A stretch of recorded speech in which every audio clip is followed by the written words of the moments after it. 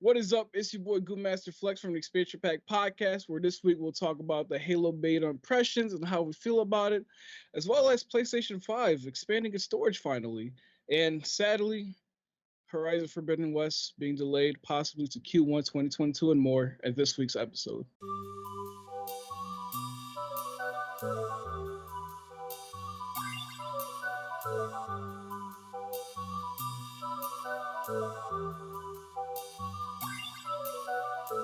Ladies and gentlemen, welcome back to the Expansion Pack Podcast, where we download this week's gaming news and we bring it straight to you each and every week. I am Danzel, your host, aka Black Ice, and I'm joined this week and almost every week with my favorite co-host of all time, Manny, aka Goopmaster Flex. And that's not just Manny; it's both of y'all. But just we won't start with Manny. Manny, what's up, bro? Goop. What are you doing? What is this? I don't know. He's the life of the party. Okay. But you know, I guess that's the stay gooping motion. You know what I'm saying? We just stay gooping. That's why. Okay. When I imagined gooping as a verb, then imagine that. It's not just a verb; it's a lifestyle, and that you need to partake in. You know what I'm saying? Oh, when I envision stay gooping, what I envision is you were playing with us, right? That time where it was us and Devin playing Warzone, and like Manny screaming at Devin for intel. Oh yeah. That's what I envision as stay gooping, just like man. Speaking of that, yelling and hentai noises. I was definitely, we were playing 2K Team Up yesterday. Me, Jose, Isaiah, and Devin, and I was teamed up with Devin. Let me tell you, there was definitely a lot of screaming about intel. Oh God. What was that after you and I played? This was like 12 o'clock at night. Oh damn. Yeah, we gotta get back up in there, that team up. But sorry. Anyways, second co-host here, favorite co-host of all time as well. The one, the only. Ladies and gentlemen, May 25th. Goddamn right. In the damn building. How y'all doing? Y'all know I say the same shit every week. Another day, another dollar. Talk about some goddamn games. Let's talk about some games indeed. I mean, you know, we typically do a little bit about what we've been playing this week, but I want to get back into the 2K conversation, you know, because this week, ladies and gentlemen, we got my boy May 25th up in the building. He was out here playing 2K with us. You know, it's been a while. He still doesn't know how to put people in the blender just yet, but you know, we're gonna get back. No. We're gonna get back. He was getting exposed a little bit on defense too, but so we're gonna have to work that out. I also was playing with CJ McCollum, y'all. So just so y'all know, he is not known for defense. All right. Throw that out there. Oh, you're hitting threes, though. You was hitting threes. Yeah, he had the offense down, though, ladies and gentlemen. The offense. I'll tell you this, more consistent than Devin. Devin, a veteran player. We're on Hall of Fame tonight? Yeah. We almost Hall of Fame. Yeah. Wow, I kind of impressed myself then, too. Yeah. That's why we were like, yo. Like I think you were the most consistent shooter, like, amongst all of us. Mm-hmm. So, yeah. Pat on the back there, my guy. He was killing it. But yo, aside from 2K, Chris, what you been playing this week, man?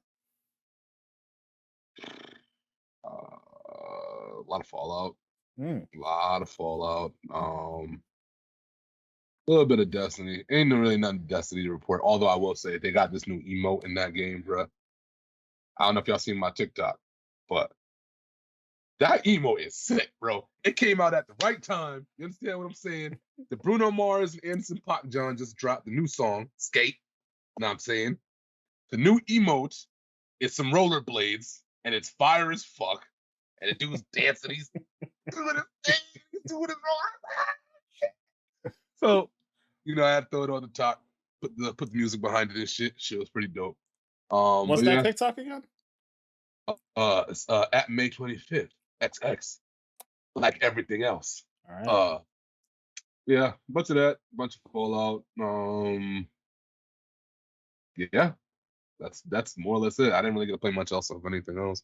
I wanted to play more Splitgate, but every time I try to get in there, it's like Broken. Can't get in, fam. I just can't get in. Hey Bro, man, there's only 6 people doing it, right? 6 people. Let them live. Let them I mean, live. the game is supposed to I don't officially know. release by now, so it's like, yo, come on, y'all gotta, fix this. Y'all gotta get this on point because I'm trying to play too, man. Literally, whenever I'm in the mood and I'm like, yo, I kind of want to jump in there. I try, boom. Oh, it's at full capacity. You need to wait. And I'm like, oh. All right. Well, Manny, what about you, man? What you been playing this week? Assuming it's not Splitgate, obviously, right? Nobody playing that. Well, 2K, of course. I like I said with a little bit of 2K stuff. Team up with the boys. Who doesn't like a nice friendly 2v2 team up? Just casually gaming, not screaming at each other, all that fun stuff. Also, play a little Warzone, Apex. Got to get the battle royales in. I'm hating Warzone. I don't know why. I just don't like Warzone. It ain't it. Apex is definitely the way. And a little bit of GTA. Got to get my tuner cars. Oh, I got a funny story. Ooh. Somebody at my job today had me a little too overhyped because they came in while me and my other buddy were talking about games, and they were like, "Hey, GTA 6 thing dropped yesterday." No. Damn, no way. I'm like, me and my other boy kind of was like, but we didn't want to like make him look, you know what I'm saying? Mhm. So we were like, oh yeah, maybe I didn't hear. maybe I didn't hear about that. I'll double check. Man, ain't no way. I remember I texted him after. I was like, there's absolutely no way that would ever happen, and the whole internet would not break. For real. So then I sent him a picture of, I don't know how much South Park y'all watch, but there's an episode where this man Stan, or no, Randy, he goes wild. And how do I say this and keep it PG?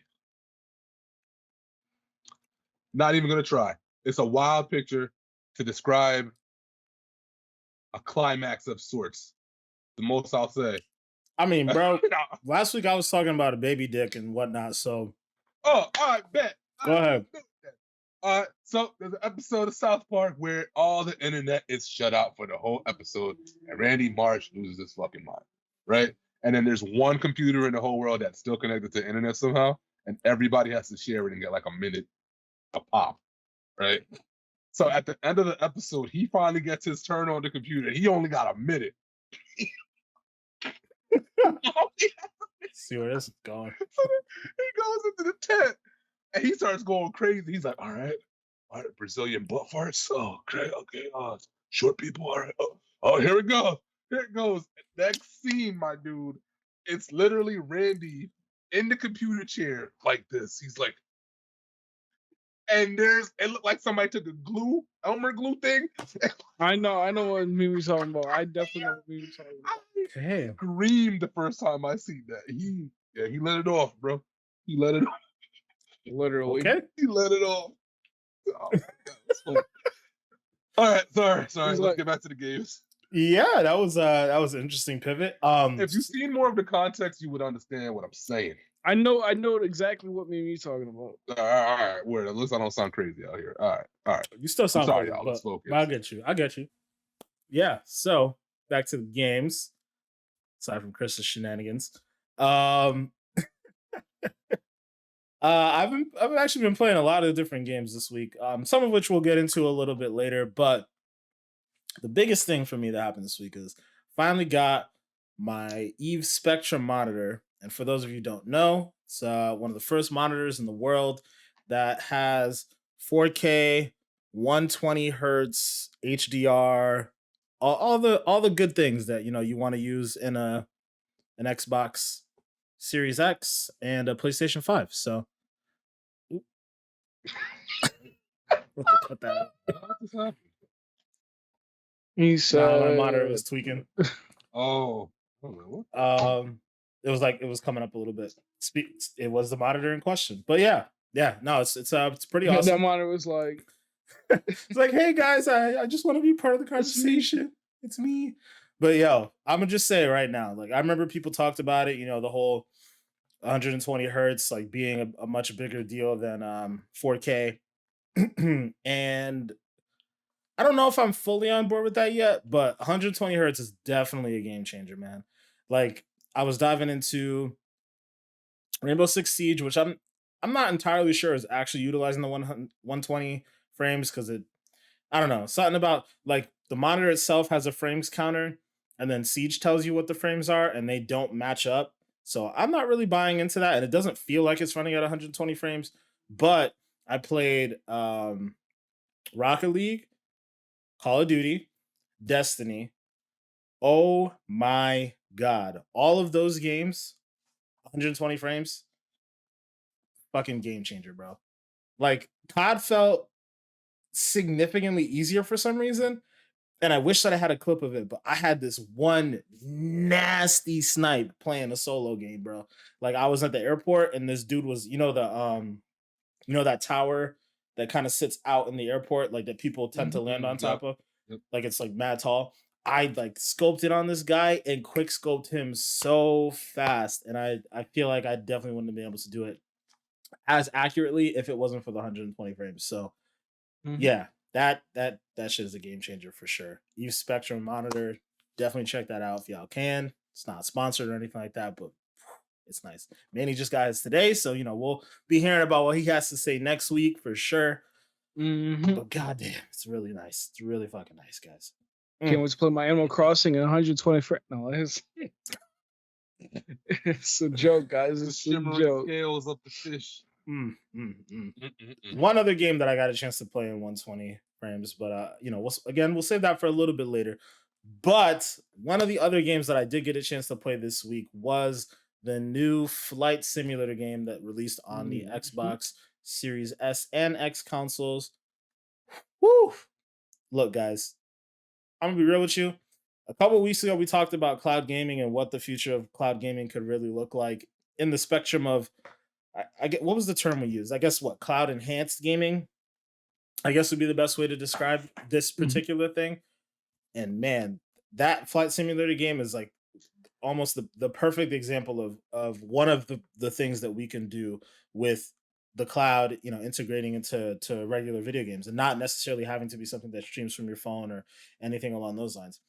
For those of you who don't know about Flight Simulator, it's literally a game. It is a simulator as it sounds like, but you can fly anywhere in the world. So I remember loading up like day one, I loaded up right at I don't know the name of the airport, but there's this like small airport near me in Plainville that was somehow on the list.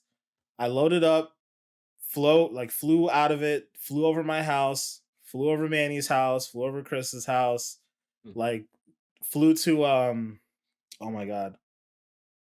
What's the name of the airport here in Connecticut? Starts Bradley. Bradley. Yeah, flew over to Bradley, flew down to New York, and then I don't know if you were in this game, but I tried to like catch up to you and Isaiah. I think Isaiah was like in Philadelphia or something, Manny, and I think you might have been in New York. Obviously, I'm not gonna catch up to y'all like because y'all it's a long distance. But the fact that I could load up wherever the hell I wanted and fly literally wherever I wanted and have the game just consistently streaming in like all the information. Like it's a relatively big game, right? It takes up roughly 100 gigs, I think, between the base game and then like the update that they pushed out. But like all the information that's in that game, that's like well over multiple terabytes, maybe even like a petabyte of data. Like basically mapping the entire world and being able to fly wherever you want. It's absolutely an amazing experience. I definitely recommend anybody who has an Xbox, because it's also on the last gen systems as well. Anybody who has it and who can experience it, I definitely recommend if you can make the space, because again, it definitely is a It's painful. It's a space eater for sure, but it's super cool, man. It's such an awesome experience, and it literally teaches you how to fly, relatively speaking, in a virtual experience, because there's like tutorials that can kind of walk you through the whole experience of flying. If you decide to fly in first person, it tells you like what each knob does, and like all of it is literally mapped exactly the way you would expect an actual plane to work. It's breathtaking, man. It's really, really cool. Definitely something that I don't think I was expecting to get out of that game. Or again, simulator. I keep making the mistake of calling it a game because it's really not a game. But yeah, man, I think it's really cool. Manny, I know you got a chance to try it out too. So, what do you think about it? Yeah, I mean, it's funny how you say you flew on the airstrip next to your house, and I was like, I did the same thing. As soon as loaded the game, did all the tutorials, and went straight to the airport, flew around my neighborhood, your neighborhood, and even flew by my job, and I was like, the building didn't look like Avery's. I'm not gonna lie, but I wasn't mad completely because like I saw Martha Hart Park, and I was like, yo, that's Martha Hart Park, you know. So it's definitely dope, like experience and like a way to like learn about airplanes because like before, you play games like GTA and stuff like that, you don't really care about like the way everything works and what you're supposed to do when you're flying. But then you play the simulator game and it's like, oh snap, I know what those gauges are and what they do. I remember I was playing GTA and I was doing a heist, and part of the heist is you have to fly to an island, and like I was like, let me see what these gauges look like. And then I was looking at the gauges in first person. I was like, wow, I know what they do. So it's definitely a dope experience, especially like if you want to like go anywhere in the world. I mean, obviously not everything's going to be 100% accurate, but like even so, like just being able to fly, like, all right, I want to go to California, I'm just go to California, Florida, Japan, whatever, wherever you want in the world. And that's what's really dope about this flight simulator experience that we get for the price of free with Game Pass. I'm sorry, I had to bring it up. Yeah, I mean, that's what it is, man. Game Pass is a great value. We know what it is. But yeah, Chris, I know you downloaded it. You didn't get a chance to play it, did you? I didn't even finish the download. Every time I tried to get through it, it kept on telling me I needed to make more space. Eventually, I was just like, you know what? It's fine. I can play this later. It's not that deep. Still very excited to try it out. And I mean, just based on the things that I am hearing about it, one thing I think, or I'd hope, happens because of all the success that this is getting, is like the flying thing is cool, but I really want an underwater exploration thing. I don't know how they pull that off because I figured that would be a little bit harder to map as opposed to on land things. But bruh, if they come up with some kind of way for me to go underwater deep diving and traveling via like submarine or some shit like that, dude, I am 120% here for that. Like I would try to find extra space to download that. Whereas this, I'm just like, I'll wait for the hard drive because it doesn't make sense to do it now. But man, you give me some underwater, I'm here for it, man. I'm telling you that right now, bro. I wonder. I thought there was a game called Subnautica. Ain't that like kind of like the yeah, underwater? but it's not. It's not. Yeah, it's definitely not like an expansive world. I don't know if that would even be possible with like the like Earth that we Yeah, I was know. gonna say. Because it's like there are plenty of portions of the ocean that we've never even you discovered. can't go too deep or anything like that. But just what I can go through, because I'm talking about, how cool it would be to be going underwater and you have one of those scenes like from Finding Nemo where you got the turtles and the schools of fish and all those different kind of creatures just kind of like the water highway. You know what I'm saying? Yeah. I'd be here for that. I'm not gonna hold Let's get a fish simulator. Well, what I was gonna get at was I would have to imagine that experience could exist, but it would have to be made up, right? Like you can't, because it's hard to map that. But I think somebody could make that world, like in theory. I guess you could map some level of it and then fill in the blanks with like imagination. I guess like somebody can create different portions of the ocean. I guess you could say. I don't know. That would be really cool though. I can see the possibilities of this definitely expanding. One of the things that actually came to mind to me was, obviously the way Flight Simulator is set up graphically, when you get closer to the ground, things don't look as good because it's meant for you to be staying in the air. Like that's where they put all their focus is the clouds and, the textures from a distance and whatnot. But when you're getting close up to a building, which you're really not supposed to be getting close to anyways, because chances are you're going to crash, it doesn't look as good. But I wonder if, so we know that they're making a new Forza, right? Turn 10 in particular is making a new Forza, and it's, I guess the way they're situating it is more of a motorsports game, so they'll definitely be driving like on particular tracks.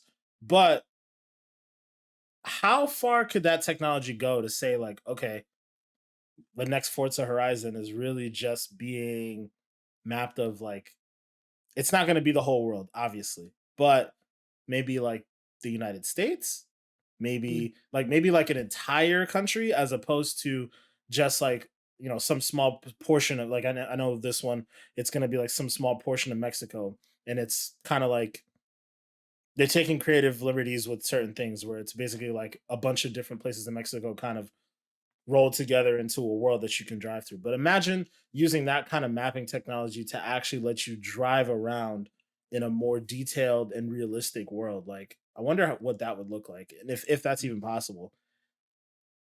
Yeah, I mean, we've seen like games like The Crew try that, where it's like the whole United States, but realistically, like it's especially with the technology back then, it was like impossible to do like a whole United States. But I know what you mean with the cloud-based United States, and like somehow be able to like render the textures and make everything look realistic, and just be able to drive around like your neighborhood. That would be really dope, even though it would be very hard to do.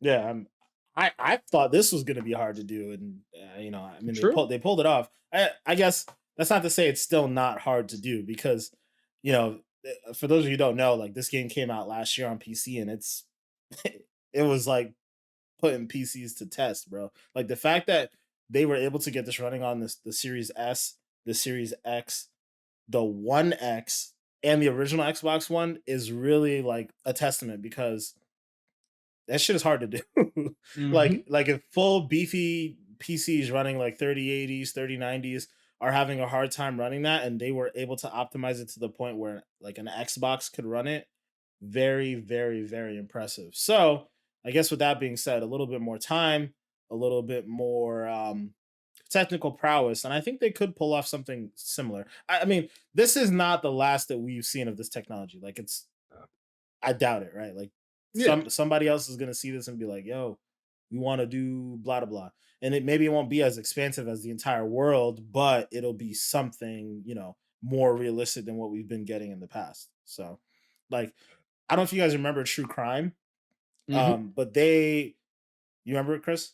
Oh yeah. Yeah, like Oh, you they talked about how they like mapped New York, not New York, sorry. Well, I guess the second one was New York, but the first one was LA, and like how they mapped it like one to one. And I remember people talking about, like it showed a picture of this particular place in LA and then showed a picture of it in the game and be like, wow, they did a really good job of this. And like they got a lot of the streets down packed and all that stuff.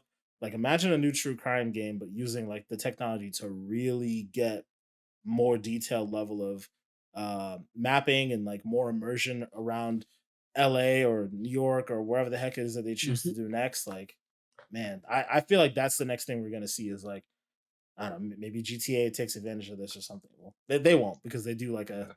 Liberty City and Vice City and all that stuff. It's a little different, but Hmm. They have to if embrace the whole thing, though. I feel like I think that's what's been kind of stifling any of these kind of simulators when it comes to this flat on the ground driving ones, hmm, because it feels like whenever we do get them, they focus on like really lush, beautiful, nice environments. It's the slums and the poverty ridden stuff and the realistic stuff that I think a lot of those games don't have. And I think like you need all of that. Like everything that you could possibly drive past should be in the video game. You know what I mean? Rather than just the pretty things. So that's just my 2 cents on that. no, I Hmm. agree with you.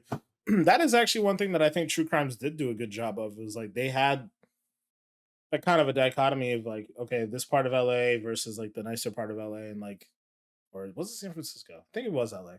But either way, there were some slums and there were some, nicer areas.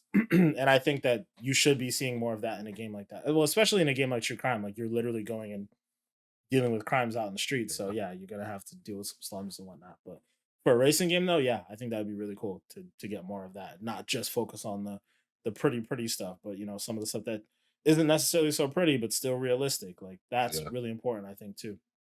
I'm glad you Yeah, made the that point. hood. You gotta get the Yeah, Yeah, though. got to focus on realism. That's what it's all hood. about.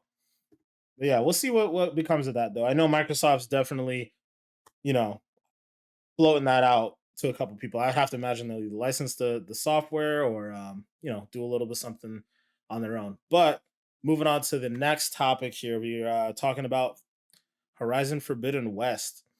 So there's a report that came out a couple days ago from well, actually two separate reports here. So Jason Schreier from Bloomberg and Jeff Grubb from VentureBeat, who we talked about plenty of times. They're both reporting that it looks like Horizon Forbidden West is going to be delayed into Q1 of 2022. I'm not particularly surprised at this.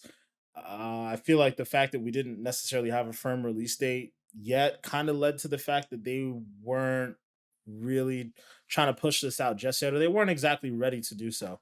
And obviously, there's the big elephant in the room that is the pandemic, and we know how things are going lately. So I'm sure that plays a role into why this may be getting pushed back. And again, this isn't official either, right? This is Mhm. this is kind of coming from the grapevine, but I I was confused to hear that this was like newsworthy in the first place because I always felt like everything that they were doing and saying made me believe that we weren't going to be getting it in 2021. But yeah, I don't know. Curious what you guys' take is on this, Chris. I mean, does this news surprise you at all? Nah, I mean, being real, I actually expected it to take a lot longer to come out. Because when we spoke about it, a couple episodes ago about how it could be getting pushed back or whatever, Mhm. I really didn't think it was going to be coming out to maybe close to the end of 2022. Mm. So in my eyes, when I'm hearing, quarter one 2022, that's not that bad, I guess. I don't know. I guess it's just based on how I set up my own expectations. I guess this entire year we've seen so many pushbacks on different things. I just tack on an extra 4 or 5 months at the end of whatever date we're given, and I kind of just take it with a grain of salt, I guess. That plus, like, I don't have a PS5 yet, so I haven't even really like been going crazy over. Oh, when's this game coming out? When's this game coming out? I'm very much in the boat of when it happens kind of thing, anyways. So yeah, in my eyes, like I said, I thought that was gonna be worse. I thought they were gonna say something like November 2022 or Christmas or something like that. I didn't expect first quarter, so that's decent in my opinion. It was definitely decent. So no, I didn't it didn't blindside me at all. I don't know what people was expecting. Everything else got pushed back this year. Updates, hot fixes, releases, everything. Like I don't know what are people expecting, man. 2021 is a wash in terms of expecting dates to hold up for anything gaming wise.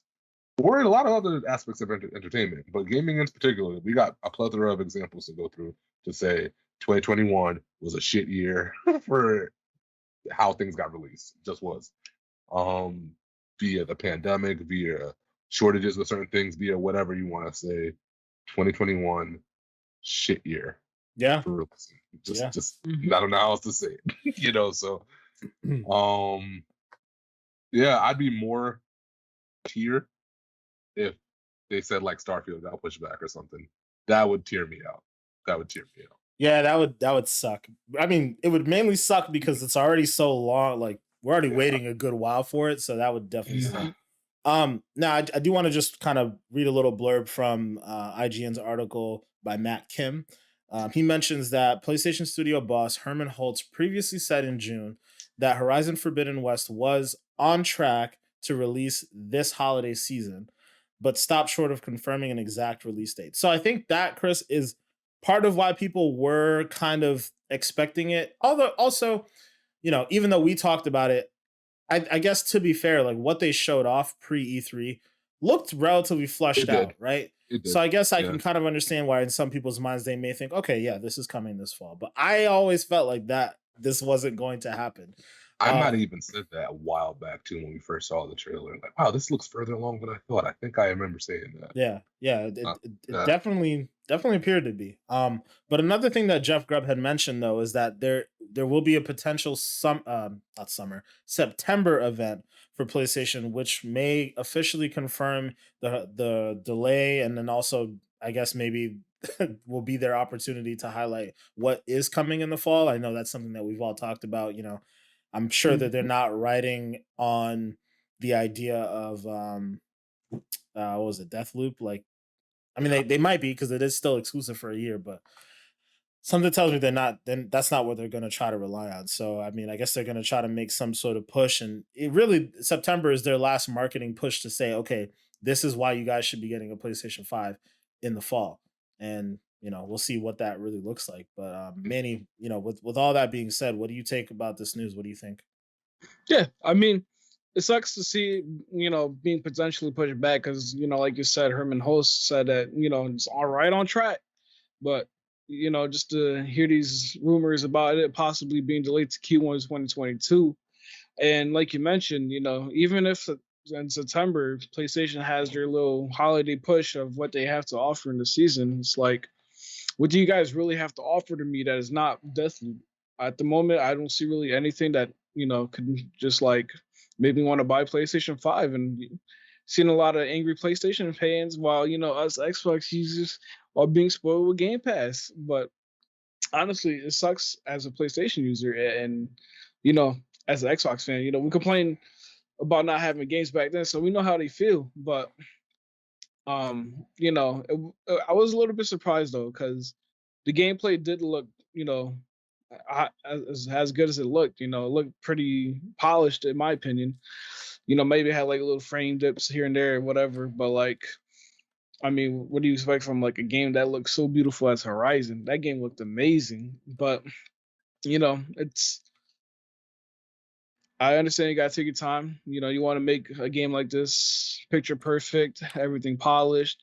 Take your time. You don't want another Cyberpunk where you're just trying to push a release date, and next thing you know, it's just full of bugs and stuff like that. So, even though I am disappointed, especially since PlayStation really doesn't have anything up its sleeve except for Deathloop That we know of, to be fair. that we know of, yeah. Unless we got another director's cut around the corner, but Sure, we you got one of know, those. yeah, like I said, disappointed.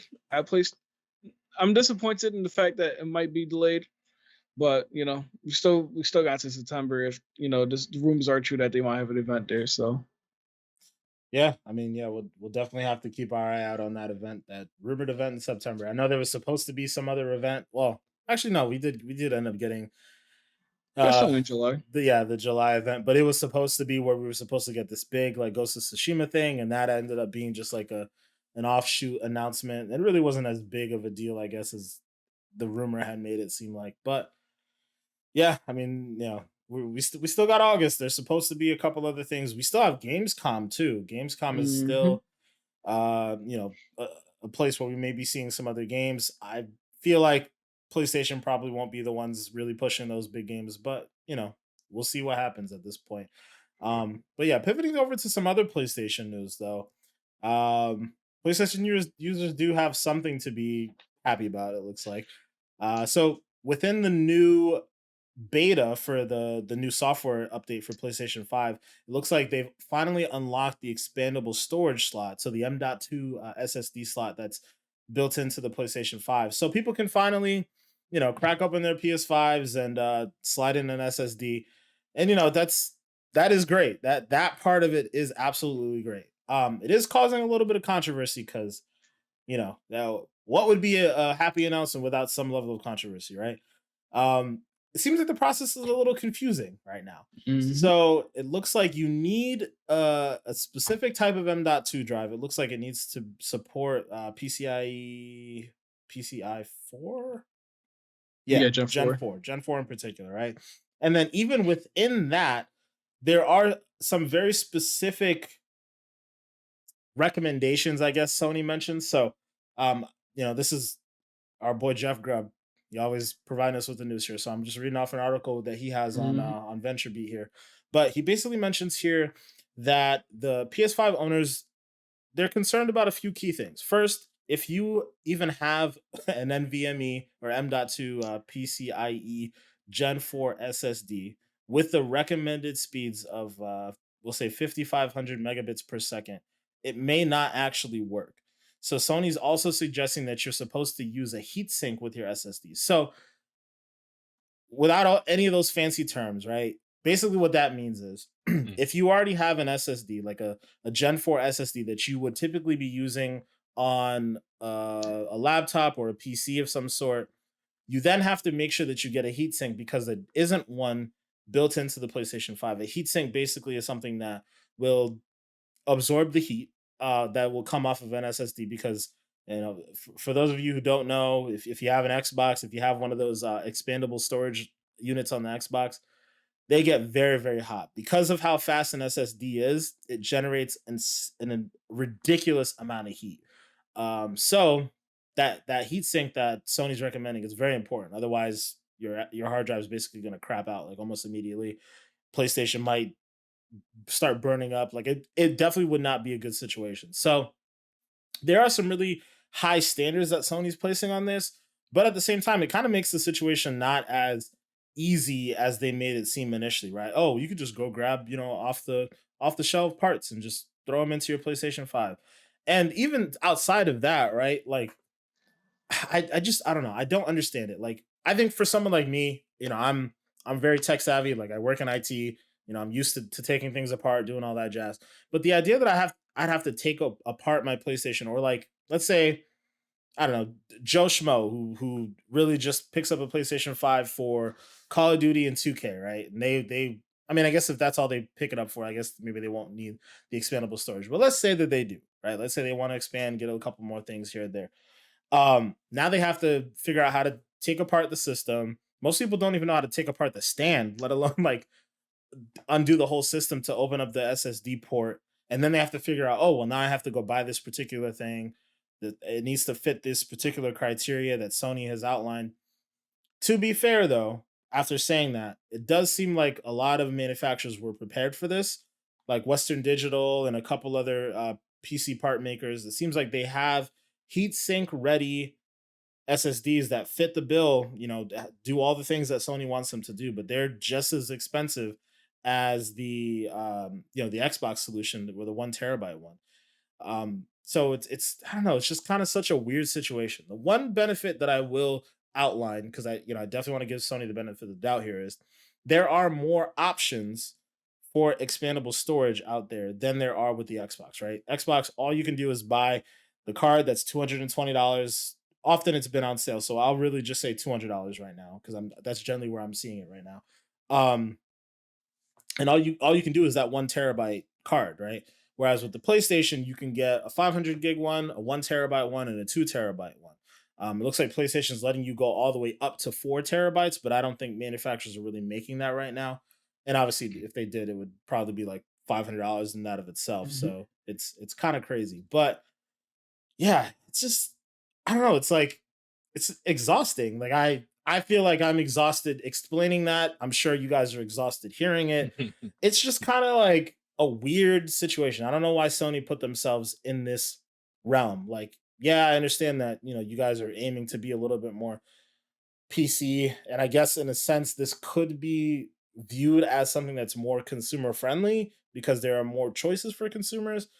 But at the same time, like it's not it's just difficult, right? Like little Tommy who's 8 years old. I mean, I'm sure he'll figure it out, but he doesn't want to like bust open his PlayStation and do this, that, and the other. And then when he has to articulate to his mom, like, hey, I need an SSD to expand storage. Oh, well, you have to make sure you get this. You have to make sure you get that. Like, and it's like, I don't even think Sony right now has like a recommended list of like, hey, you can buy this. Like they have the criteria, but like I feel like at the least they can maybe put together a list of vendors that, hey, go buy this one, go buy that one. Like, yeah, I think Western Digital was the one that they kind of talked about vaguely, but I don't know, man. This is such a weird situation. Manny, I know you have a PlayStation as well. Are you looking to, expand your storage too? Is this too expensive? Is this too complicated? What are your thoughts on this? I'll say I'm probably gonna wait a little bit because in the end, it's like, you're taking that risk of, possibly messing something up. Like the article even said, some of these heatsink SSDs that they do recommend don't even fit on the PS5. So I'll probably wait until they have like a perfectly optimized SSD for the PlayStation, like how the Xbox has a Seagate. So I don't take any chances of either getting like the wrong item or anything like that.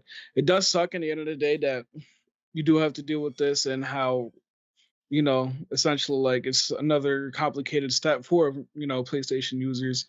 Like for example, how they had the whole the saving data between PS4 and PS5 and stuff like that. It's PlayStation is like trending on this direction where it's like, it's kind of like a complicated console where you got to do complicated things to, get things what you want. Like personally, I probably won't buy it buy one anytime soon. I mean, I barely have any PlayStation 5 games as is. If anything, I could just delete them, or what I have a hard drive for my PlayStation, so I don't need it for my PlayStation 4 games anyways. But like down the line in the future, hopefully they will have like an easy solution where you don't have to worry about getting the wrong items and stuff like that. And yeah. Yeah. So you're thinking Sony may do something similar to what Microsoft did and partner with someone to make like an official PlayStation branded like SSD with the heatsink and all that stuff. You think that's what could possibly happen? Yeah, and even if it ain't like a PlayStation officially partnered item, like I'm sure there's gonna be companies, especially now where this is actually becoming a thing, that will actually find the perfect specs to find a heatsink SSD to be able to fit perfectly on your PlayStation. Hmm. Yeah, Like yeah. a third party, yeah. there's a lot of third party stuff usually. So Yeah, I mean, yeah, like I mentioned before, the Western Digital one is already a thing that's happening. So yeah, I'm sure other manufacturers will pull something together. I'm just surprised. I mean, it seems like an easy opportunity for Sony to say, hey, like here's a even if you just slap a stupid label on it, designed for PlayStation or something like that, just to make it a little bit easier. I know that like a lot of the times consumers criticize companies for doing this. Like Microsoft puts a design for Xbox label on certain things with partnered companies, and I know that sometimes when that label gets slapped on, it also comes with an extra, a couple extra dollars on the price tag there, maybe an extra $50 or something like that. But at the end of the day, what it does offer is peace of mind for the consumer to say, okay, I know this is going to work on an Xbox. I have a certain expectation that okay, I can plug this in and not worry about, oh, do I have to get this extra piece? Do I have to download a drive? Like this isn't PC gaming. There's a reason why these consoles are set up the way that they're set up, right? You want to make things as easy as possible. Just kind of fire it up and let it go. Otherwise, most people who are in the market to do all these different things, they'll just go get a PC because the PC will let them do all of those things. So I don't know. It's just a curious choice, I guess, by PlayStation, considering how they typically handle certain things. Yeah, I don't know. Chris, I mean, I want to get your take on this here. Um, I ain't gonna hold you. I kind of find it unreasonable. That's just me. They gotta understand what they're asking people to do in terms of the casual audience, right? It's already hard enough to get your hands on a PS5. Maybe it's a little easier now, but it was hard for a lot of people for a few months. And then you telling them afterwards, okay, now you got your PS5, but now you got to open it up and do like the reason why I like consoles is consoles have been billed as a package that is ready to go out of the box. I don't got to do any modular shit to it. I don't got to do any extra stuff to it. It's supposed to be as compact of an experience as possible, at least in my opinion. Um, so when you got a situation where, oh, now I got to do all this other stuff, and now I got to go buy this, and I got to buy that, and then especially you're saying I got to open up my console, I don't think that's, how do I put this? This is almost the equivalent of when people take their cell phones and they root them early to get like early access to different OSs or whatever. Mm-hmm. I'm not saying it's wrong, but to expect a casual person to do that is just, that doesn't make sense. You know what I mean? And I don't think the cell phone companies do it in that sense. I think they know the tech savvy people are going to want this, so we give them the option to do it early if they want to. The casual folks don't really care about this shit, so it kind of works either way. Whereas this, yes, there's tech savvy people that buy PS5s or whatever, but I would argue most of the folks that buy these things are casual and don't want a difficult experience, and they want to just be able to just open their box and play right out of it. To me, it's bad enough that I gotta like sit here for a whole day after I buy the console and let all my shit re-download and blah blah blah blah blah. That's enough. That's the most I want to do with my console. Dead ass. That and an update. That's it. I'm gonna be. I didn't even really like stuff like the Kinect. Remember the camera thing that they used to. I didn't even like that kind of stuff because I felt like it was too many moving parts. I don't like that. I do not like that. So when you said, I would just buy a PC, that's another point that I had. It was like, yo, if you're gonna get something that you literally have to open up and add a heat, something in it to remove the heat, and you might as well just go buy the PC, bro. You might as well. There's no point to any of that. I don't know. That's not it in my opinion. And I got to be 100% honest on this point too. This is like number 6 or 7 on the list of things ever since the PS5 dropped that lead me to believe that Sony is not the most forward-thinking company in the world. Being 100% honest even further, I kind of feel like the only thing that they took in a further thinking model was their controller. Literally nothing else. Like even down to, I heard complaints about how the chat system works on the PS5 months ago and all kind of. They're not making it easy for people to just want to play their system.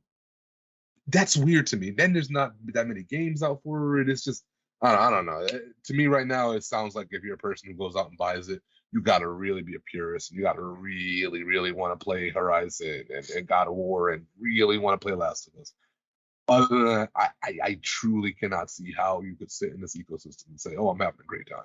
Because that's crazy. Don't tell me I got to open up my whole system. God forbid I open my shit up and I hit something wrong and then I void my warranty or something happens. And that's, you can't ask people to do that stuff. Like, it's just, that ain't it. That is not it. Like, I get it. This space is very limited on the PS5s. I understand that. And the external hard drive thing isn't always the best, but right. Come on. Well, I think that's actually the point I was going to bring up is like, yeah, when you factor in the point that you can't play PlayStation 5 games from an external hard drive, you have no choice but to do this, right? And I will say that, having seen the video and I remember seeing it before the system released, like it's not, when you say opening up the system, it's not really as bad as it sounds because there is a compartment for it, but there's still like extra steps that I just feel like, like you're saying, a consumer just shouldn't I just have don't to want to worry do about. that. Yeah, I don't want to do that, bro. Like, I sorry. I don't want to do that, and it's like I'm used to taking things apart and doing all those different things, but like I don't want to do that.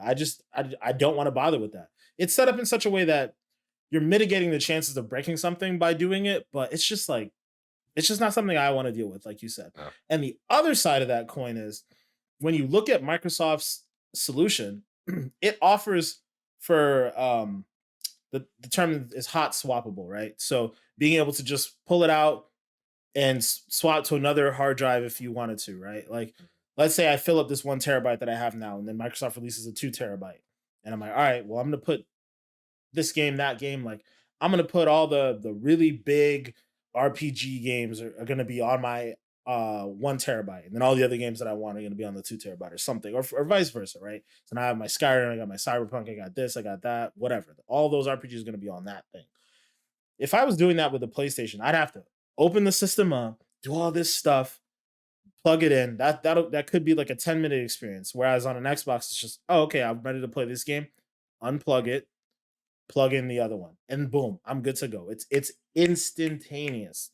Boom, all the stuff that I want shows up. I'm ready to go. I already do this now with I have an Xbox Series X right here in the office with me, and then I have my Series S in the living room. So when I want to play games with my wife or do whatever it is, like I will take the hard drive out of this one and walk downstairs and just plug it into the back of that one. Simple, quick, easy. I don't have to think about it. I don't have to worry about it. That solution makes so much sense. And when you factor in, like people were talking about, oh well, Microsoft made some proprietary thing. It's like, well, when you factor in, like most of the time, the only problem with proprietary is that it usually costs a little bit more money. This is about the same price as what Western Digital and all these other companies are charging for a 1 terabyte SSD, and it's a much simpler solution. The heat sink's already built into it. Everything that I need is there. It's hot swappable, like I mentioned. Like it's just such a more consumer friendly and viable solution than what they're offering. I don't know. I don't get why Sony's Forward doing this. thinking, man. Yeah. They literally thought all these things out before they released their console, bro. Like, there's no way they didn't. They knew people were going to need an option for storage. They knew, a lot of the stuff that we are reaping the benefits of now. They knew it. I'm telling you, bro. Y'all could correct me if I'm wrong. Show me something else besides that controller that screams forward thinking. Let me know. I don't particularly see it. They just have they have great games. That's really it. And I wouldn't consider that in itself forward thinking, but they have good games. They have an amazing controller and they have brand awareness, I guess. Like people just know the PlayStation brand. Outside of that, I don't know. Yeah, man. I don't get it. I don't get it. But we always have this conversation with PlayStation. I mean, hopefully they turn the corner soon because they're obviously not in a bad spot financially and like mindshare wise, but as far as the things that they're doing, I don't know. I just don't get it. Yeah, and Mhm. then the next topic kind of doesn't help them out too much. Doesn't help him out at all. At all. So that's thank you for helping me out with that because bring us to our final topic for sure. God. Man, Halo. Big. It's gonna be the biggest entertainment Biggest daddy experience of them all. the biggest daddy of them all, Master Chief, bro. The biggest daddy of them all. Quote that. Boom. Mhm. I like that. But yeah, man, it's definitely gonna be one of the biggest entertainment events of this year if it does in fact get released this year, which it seems like Microsoft's definitely pushing for. But yeah, Halo Infinite, the multiplayer technical test came out this past weekend, and fortunately, I got a chance to get in and play a little bit. I know, my colleagues here, they didn't get a chance to play. Sad face, because that was really my only gripe about the technical test is I didn't get a chance to play with any of my friends. Man, it Yeah. was fantastic. They had a little bit of a rough start to get it out to everybody. A couple server issues and whatnot, but man, it's Halo, man. It's Halo. Like Mhm. they really brought it back to its core. They kind of stripped out all the excess, bullshit to be frank. And it just feels nice, man. It feels really good to play. The way it was set up initially was day one, I want to say Friday, basically. They enabled it for just bot play. And they gave you like the base level difficulty bots. So everybody was hopping in there feeling like a god.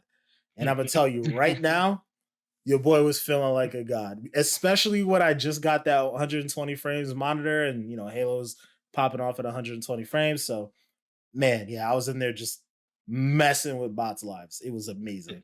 And then as the weekend went along, they increased the difficulty on the bots, and I feel like this technical test was largely a test of the bots as well as server strain and different things like that because the bots you could tell they were like utilizing some sort of AI because they got up to I think they said I don't remember what the initial bot difficulty was called, but then the next level from what I recall was the ODST level, and then they had the Spartan level, and like once they got up to the ODST and the Spartan level, you could tell like the bots were significantly harder to go up against. They had some bots that were teabagging, so I'm like, all right, yeah, you're definitely using AI somewhere along this lines. Like it's learning What people's about actions. said?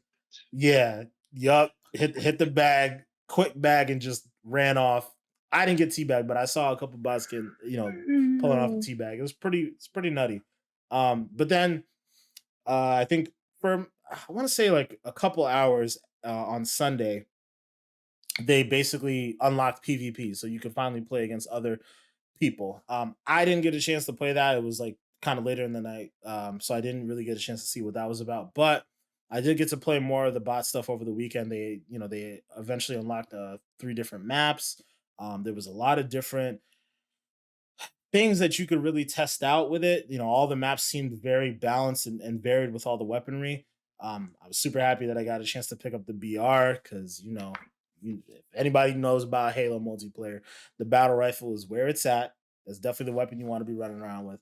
But yeah, the other thing too, it's not quite Halo 1 level pistol, but the pistol is hitting, man. It's very, very good. Like you can pick people off from a distance, and like that could be the main thing you could be running around with.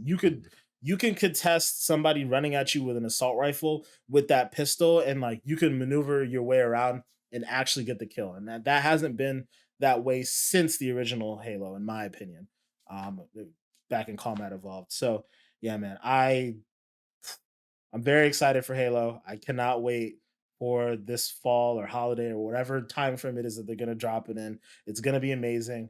I think one of my favorite things to do so far is, as expected, is the grapple shot.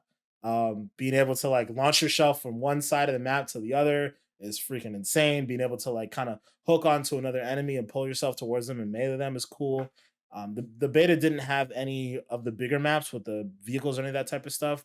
They definitely seemed to keep it very close quarters because it was only 4v4 matches. But I can see a lot of those crazy plays happening with that grapple shot against vehicles and whatnot, and launching yourself across the bigger maps and doing all types of crazy stuff that we know Halo is famous for with the sandbox stuff. So yeah, I'm very, very, very satisfied with what I played. And man, I said again, I wish you guys got a chance to play with me. But with that being said, I'm sure you guys saw footage. I'm sure you guys watched some streams and whatnot.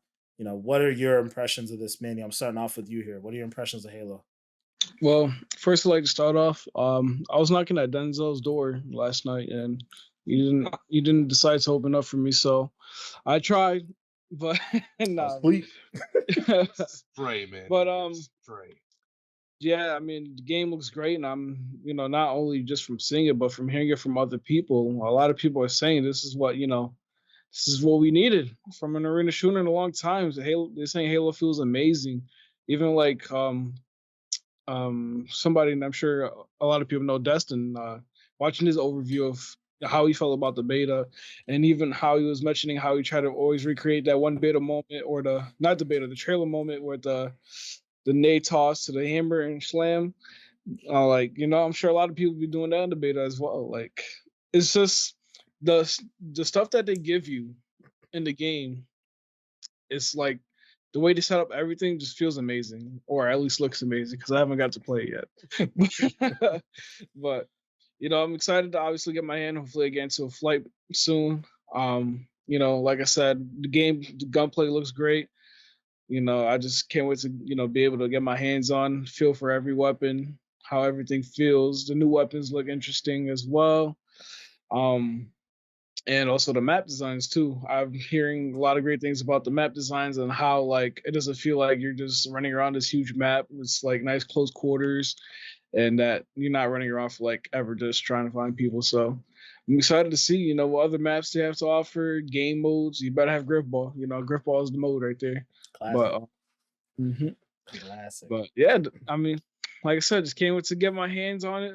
Hopefully, Denzel mentioned earlier, Gamescom is coming soon. Maybe they'll throw a release date there. Hope so, man. I'm still pretty confident they'll have another flight. I feel like that was too short, man. It was too short. Like, honestly, I was kind of expecting them to extend it today, but whatever.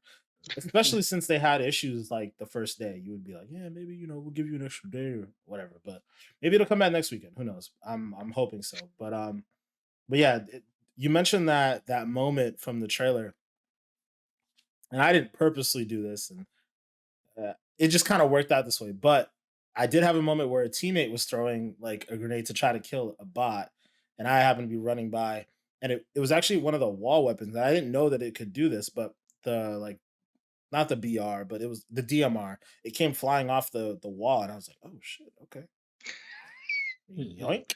I was like, Okay. this is cool. I didn't like catch it or anything. It wasn't as cool, but it definitely hit the ground in front of me, and I was like, yoink! And I just kind of went to town on that. The DMR, I will say, in my opinion, is better than it's been in the past, because I guess, is it really a DMR though? Because it was kind of automatic. I don't know. Whatever the DMR adjacent is in this game, like, it feels very, very good. Man, I cannot wait for y'all to play this, man. I cannot wait. Chris, you in particular, I cannot wait for you to be diving in the what's it called? The training ground stuff. Like, they had the weapon drills where you can like kind of like test your accuracy and shooting, basically a shooting range, right? Like, I was in there with the BR consistently. I know, Manny, you were talking about Destin's video. I saw that Destin was out there with the sniper rifle, and I'm kind of mad at myself that I didn't do the same thing with the sniper to kind of test my accuracy. But the BR, man, it felt really nice when it was like, all right, like kind of just snap to this guy, snap to that guy. And like, again, because I had the 120 hertz monitor, and I'm like getting used to the fluidity of that. It was so cool, bro. So yeah, Chris, I don't know if you got a chance to see at least the weapon drill stuff, and the shooting range stuff, if that's something that interests you at all. I didn't see any of the shooting range stuff. I saw mostly just like multiplayer gameplay and things like that. I'm definitely interested in the shooting range because I don't know if y'all remember way back I had said that Division 2, they had their little firing range thing that kind of let you know your DPS and you could practice weapons and stuff like that. Mm-hmm. I feel like a lot of FPSs lack that. So if this is in this game, I'm here for it. Any training grounds in FPS, I think, should be a thing. I don't know why games don't do this more often. I don't know because like I remember me when I was younger and I didn't like these games as much. And oftentimes it was because I'd jump in these lobbies and get wrecked, just wrecked. But on top of it, I didn't really have a real way to kind of like get better without just going through a bunch of pain in the beginning. You know what I'm saying? Whereas I just wish something like that was there. It would at least give me more of a, all right, well, I ain't ready for this yet, but I'm gonna go in here for a little bit, get at least a couple things under my belt and tiptoe my way into the actual thing. And I think that's just a more casual, friendly approach to getting somebody to maybe someday become hardcore. But you just throwing people in that that's how you end up with situations like remember Kenny didn't want to play Crucible for forever, but he played it recently with us, but like he did not want to go in there. And I get it, because again, I was the same way. Crucible, nah, I ain't doing that shit, man. All I do is die. I just die. What's the point? So yeah, training grounds, I'm here for. In terms of the gameplay stuff that I've seen, looks fire. I'm not gonna hold you. It looks very fluid. The craziest thing I will say though is that a lot of people were already excited, but they're really excited now. Like it's like the excitement went from like 0 to 100 out of nowhere. And like you're saying, because you guys are veteran Halo players, so you guys would know better than I would. But these dudes are writing, I ain't felt this good about a Halo game since ever. Oh, this is this. The movement feels great.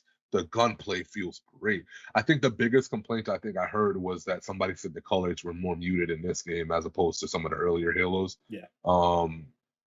If that's the biggest complaint somebody can come up with after like a beta session, yeah, it's pretty damn good, man. So yeah, I'm excited to dip my toes in. I can't wait to see what it's like. They definitely didn't even show too much of like customization or anything like that, so I can't wait to see how it's going to be when people are running around going crazy. Another thing is that Bazaar map. Didn't expect to see a map like that in Halo. It looks so not sci-fi shooter to me, so I didn't expect to see that in the game. But it looks cool to have in the game. I was actually very excited to see that. Shit. Find out they got these places with little, stone buildings and the dirt roads and all this stuff. What planet is this? Is this Earth? What is this supposed to be? Probably was, yeah. No, I think Halo always manages to straddle this line of like sci-fi shooter that's still gritty enough to be based in reality. And I do think that they seem to be making a very conscious effort of doing that this time around because of the, like you mentioned, the muted colors and whatnot. I think that's a very conscious effort to do so. Like, you're on this particular Halo ring.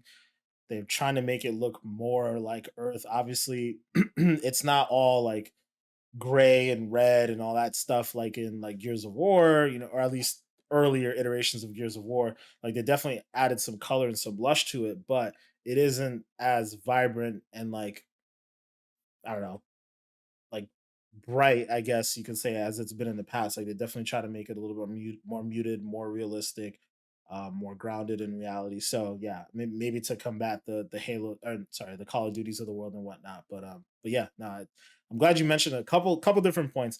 I'm mad at myself because I didn't get a chance to dive into the customization stuff.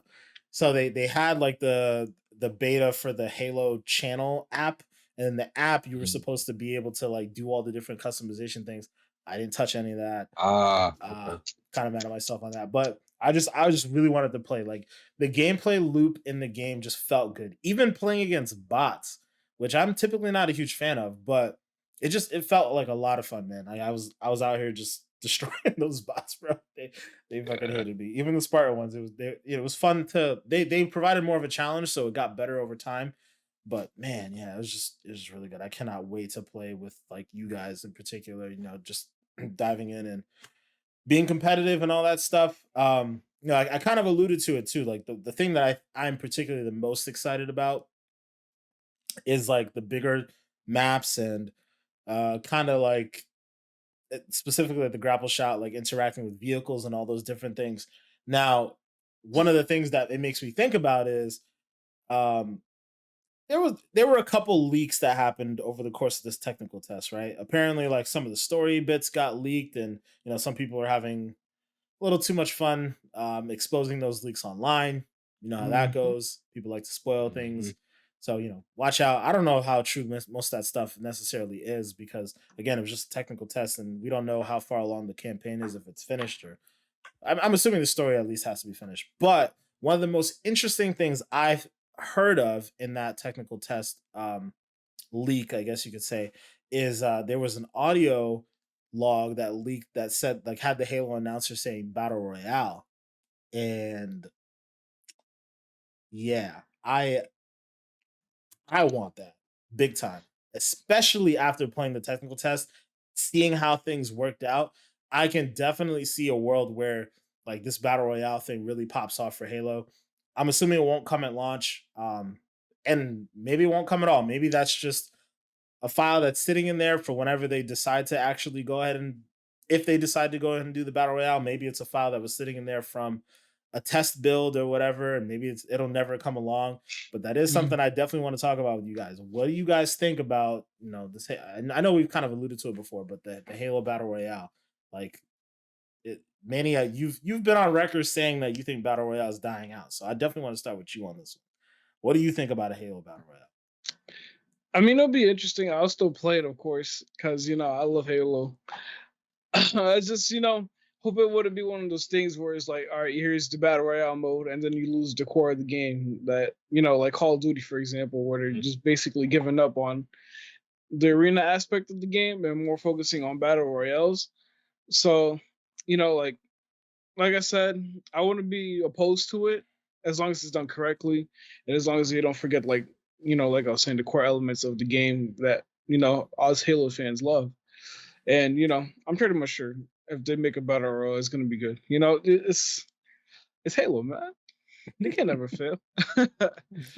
I mean, they could. They've I mean, I it's would true. argue they've been failing for a little. No, fail is maybe too strong of a word, but they could not be as strong Mhm. at it The as only thing they've been. holding them back. Oh, yeah, actually, never mind. Because the multiplayer is free. Exactly, exactly. But yeah, Chris, what's your take on the battle royale thing, bro? Um, I don't think they're dying out because like the numbers don't say that. I mean, I know how you feel though, Manny, because I kind of felt like that at one point where it was like battle royale, everything. This is getting annoying or whatever. But I don't think they're dying out though. I think they still got at least a few years left in them. And as far as Halo goes, I'm excited about it if it does happen, and I think it could be cool. I guess the thing that I don't know so much about is I haven't been immersed in that environment so much where I could say, okay, I could see how this works. You know what I'm saying? So, like, for example, the only reason why way back I was like, oh, it'd be cool if Destiny did one is because I know how their building structure and all that kind of stuff works, so I could see them doing it. I don't know much about how it works in Halo, so I can't really say 100% if it would work. Mm. It probably would work. I just don't know what it looks like, but it probably would work. Well, Go not ahead. to cut you off. The main reason why, because I've thought about the Destiny one too. The main reason why I could see the Halo one working and the Destiny one not working is purely just because of the structure of Halo, in addition to the fact that they have vehicles. The vehicles avenue, I think, places a whole different Yeah.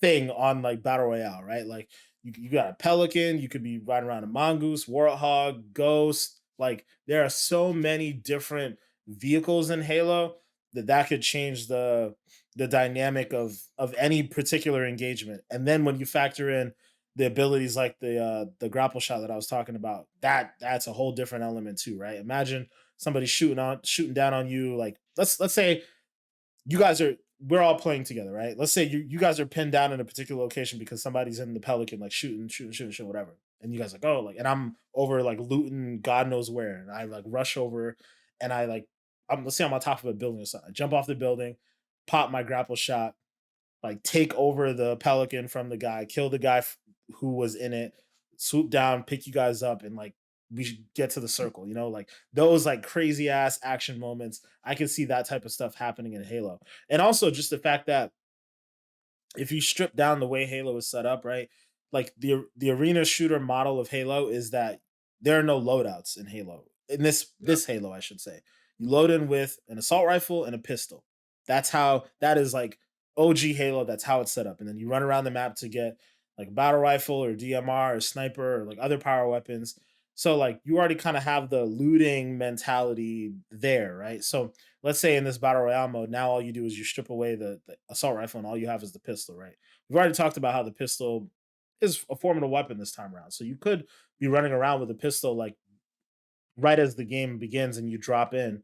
But obviously you're going to be running around to try to find an assault rifle or a BR or all those different things. I can see that being set up in a way that I could not see with Destiny, right? Like Destiny's there's no focus on going and picking up weapons in the world. You have your loadout and that's really what you use. When you kill somebody, like the structure of it just isn't there. And that's why I don't know if I could ever see that happening with Destiny, but I could definitely see it happening with Halo. And I again will echo your point though. The one portion that I could see it happening with Destiny 4 is the map structure and the way the buildings are set up. Like imagine taking what's that world? Is it Old Chicago? Is that what it's called? From D1, yeah, that's Old Chicago. Imagine or EDZ. EDZ or yeah, like imagine taking that and making it into a battle royale map. I could see that happening in Destiny. I just don't think the mechanics of Destiny would work for a battle royale. Yeah, no, it's definitely complicated. As I always said, like if they were to do that, they literally would have to strip away your light and everything, and then make people find it afterwards. You know, you can't start the game with that shit. So yeah, it definitely would be harder. But then at the same time with Halo, would it be essentially an easier version? Not easier, but a simpler version of a battle royale? Because it feels like Halo doesn't have all the same like nooks and crannies as like say a COD does for Warzone, where COD has perks and the loadouts like you mentioned and all that other kind of stuff. Would this be more of I land, I loot for my weapons, and then I just kill whoever's in front of me, like a very simple goal-based type of thing? I mean, yeah, it sounds like it would be that simple. The only other wrinkle in it would be the abilities, right? So there are like different pieces of equipment that you pick up on the map. So you have like the that shield you can throw down, or the grapple shot, or active camo, or overshield. Like I suppose I almost said it again, Bungie, but 343, I suppose they could, continue working on different abilities or pieces of equipment that we haven't seen yet. And that's the thing that could add that extra wrinkle. Because yeah, like you said, there's no perks, there's none of that stuff in particular. And obviously, when you also look at other battle royales like Apex Legends, the each operator has their own ability, and on top of that, there are different pieces that you'd be picking up for the guns, and that stuff just doesn't exist in Halo. So again, this is just speculatory, right? Like this was just a blurb that was in um, the source code of the game that people found, and it could be something that they had because they were testing it out. This could be nothing. It could be something. I kind of hope it's something, even if it is a bare bones version of battle royale, because like that is one thing I said. I remember saying to you in the past, Manny, when you mentioned that battle royale is going to die off. I think it's really just going to get fused. It's just going to be another mode. I think that's the way it should be. It shouldn't be the focal point of your game. I mean, it's unsustainable for it to just be the focal point of your game, right? Like we look at Warzone. Warzone exists, but obviously, Call of Duty still has its other arena shooter stuff that, even though it doesn't look like it right now, is still going to be a focus down the road. Like they're not killing that off altogether. And then you look at Apex Legends, right? Apex was a battle royale first, but now we see that they're really getting into the arena shooter stuff. So I think when you look at battle royale, it's just going to be another mode within most games. So I can see it being that way in Halo. But yeah, before we close out or anything like that, like I had mentioned before, kind of one of the most anticipated things for me is interacting with the vehicles and all that stuff. From what you guys have seen this week, and even some of the things we've seen in the past, I just want to go between the both of you here. What's the most anticipated thing you guys want to do in Halo multiplayer? So Manny, I'll start with you. Well, I'm excited for the simple fact that it will be crossplay, so that I'll be playing keyboard and mouse. You know what I'm saying? But I know it'd be a little different experience because obviously the Halo experience is usually you pick up a controller, you play Halo, and you're good. I'm interested in trying it out on keyboard and mouse, see how that feels, especially since I'm new to the keyboard and mouse scene, with the PC and everything like that. So I would say, yeah, pick up a keyboard and mouse, and of course I'm going to be throwing in plasma nades to get my pot weapons. Have you considered trying keyboard and mouse on Xbox, because the game does support it, and like other games do too? I mean, I will eventually, but the only thing is I got to get like a splitter in order to I'm just lazy. Okay. Yeah. Okay. All right. Well, Chris, what about you, man? What's the thing you're most excited to do in Halo? Before I even answer that, I have a question. Are the vehicles destructible? Like, can you like? All right. So if you're flying something, can you jump out of it like you can do the heli in Warzone and crash it into somebody type thing? You can. I don't. Yeah. It hurts you, right? Yeah. Like, because like a warthog. If you jump out of the warthog and let it hit somebody, they die. So I would assume. Oh, all right. That's it. That's it right there. I want to jump out and kill somebody with my vehicle while I'm not in it any longer. That is what I want to do. Okay. I don't think you can do anything wild like throw a grenade in the vehicle while it's still moving or anything like that. You could. Really? So you could throw a grenade and it'll stay on the vehicle while it's in motion? But plasma grenades, yeah, they stick on things, yeah. I haven't seen how the grappling hook works too much, but imagine you just like a pelican just flying, and you just grappling, you're just flying on the map. This dude, I was reading a comment. He said that actually he was given a compliment to the AI in the game, because how you first said it, they were very stupid in the beginning and they didn't really give you much of a fight. And then as time passed, they got a little more difficult. He said he had a situation where he's fighting an AI near an edge, and the AI somehow manages to fall off the edge, and he thinks the gunfight's over, and the AI literally uses the shot, boom, catches on the edge, pulls himself back up, and starts shooting at him again. And I'm like, damn, that's some good ass AI. The AI saved its own life. That's wild. So fucking cool, man. That is wild. And I feel like the bot stuff goes like such a long way for accessibility too. Like, like basically what you mentioned before about the training ground stuff, right? Like, not a lot of people necessarily want to dive into PvP because they get a little scared away by it. You mentioned Kenny, you mentioned yourself with Destiny. I had an interesting interaction with a Comcast guy at my house, and he was just talking a lot about this game called Warframe. And as I was talking about Warframe, he bro, he was talking my ear off about Warframe, by the way. Like, nice guy and everything, but man, he was talking my ear off about Warframe. Anyways, I asked him about the PvP stuff because I was just curious, because I talked to him about Destiny, how I play PvP, and he's like, "Oh, I don't go in there. They would just destroy me." I'm like, "Yeah, man, I hear a lot of people say that stuff, A lot of people talk like that. Yeah. So, yeah, I mean, more games definitely need to get the bot stuff going, get the training ground stuff going, and make it a little bit more accessible for people, because then they get used to it. They might actually want to dive into PvP, and obviously PvP has its advantages. With a game like Warframe, he mentioned certain things in there that he would get in PvP that he couldn't get in PvE, but he doesn't want to dive into it. So yeah, I'm telling you, man, it's just one of those things where, yeah, it would help. It would definitely go a long, long, long, long, long way, man. Yeah. Well, shout out to Microsoft and 343 for recognizing that type of stuff, because it definitely, like Chris said, goes a long, long way. But we're going to cut it off here. We talked a lot about a lot of different things this week. Manny, before we go, where can the people find you, my bro? You already know.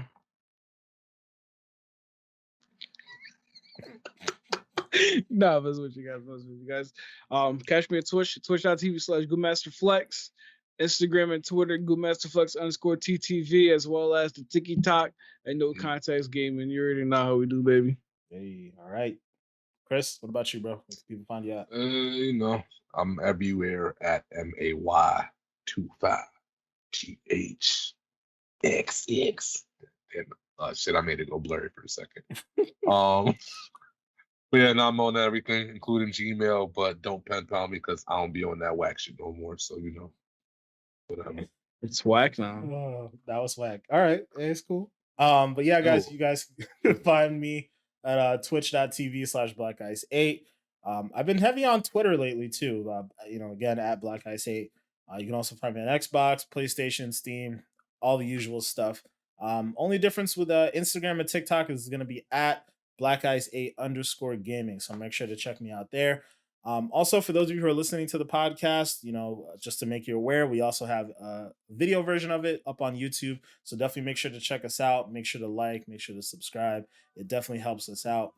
But yeah, thank you guys again for watching. We'll talk to you guys next week. Peace. Peace. Yeah.